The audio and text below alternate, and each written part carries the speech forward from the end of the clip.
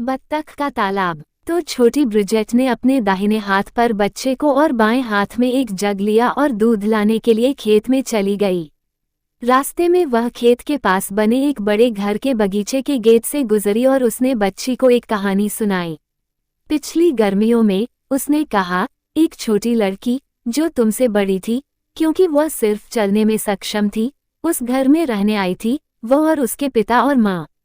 यहाँ सड़क के किनारे खेत से बत्तखें और मुर्गियाँ और एक बूढ़ा टकी दिन भर घूमते रहते थे, लेकिन बेचारी छोटी बत्तखें बहुत दुखी थीं, क्योंकि उनके पास तैरने के लिए कोई तालाब नहीं था, केवल वह सनकरी खाई थी जिसमें से नाला बह रहा था। जब छोटी लड़की के पिता ने ये देखा तो उन्होंने एक कुदाल ली और बहुत मेहनत की और खाए और नाले से उन्होंने बत्तखों के लिए एक छोटा सा तालाब बनाया और वे तैरती रहीं और गर्मियों के दिनों में बहुत खुश रहीं। हर सुबह मैं खड़ी होकर देखती थी और कुछ ही देर में बगीचे का गेट खुल जाता था और फिर पिता छोटी लड़की का हाथ पकड़कर बाहर निकलते थे और माँ टूटी हुई रोटी के टुकड़ों से भरी एक बड़ी प्लेट लाती थी।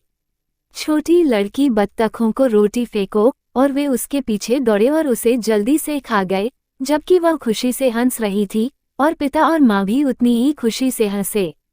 बेबी, पिता की नीली आंखें थीं और एक ऐसी आवाज थी जिसे तुम अपने दिल से सुन रहे थे। छोटी लड़की मुर्गियों को भी खिलाती थी और मूर्ख बूढ़ा टकी जो उससे इतना प्यार करता था कि वो उसके पीछे तब तक दौड़ता रहता जब तक वह चिल्लाती और डरती नहीं। प्यारे पिता और छोटी लड़की हर सुबह बाहर आते थे, जबकि काले सुअर खेत के गेट की सलाखों से झांकते और उन पर गुर्राते, जैसे कि वे खुश हों। और मुझे लगता है कि बत्तखों को पता था कि पिता ने तालाब बनाया है, क्योंकि वे गर्व से उसके चारों ओर तैरते थे जब तक वह उन्हें देखता था, लेकिन जब वह चला जाता था तो वे थके हुए और उदास लगते थे। तालाब अब वहाँ नहीं है, बेबी, क्योंकि एक दिन एक आदमी आया और उसे फिर से एक खाई में बदल दिया और खेत से मुर्गियों और बत्तखों को दूसरी जगह रखा जाता है।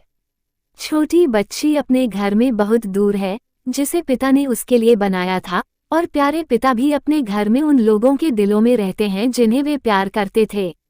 यही वह कहानी थी जो ब्रिजेट ने बच्ची को सुनाई थी।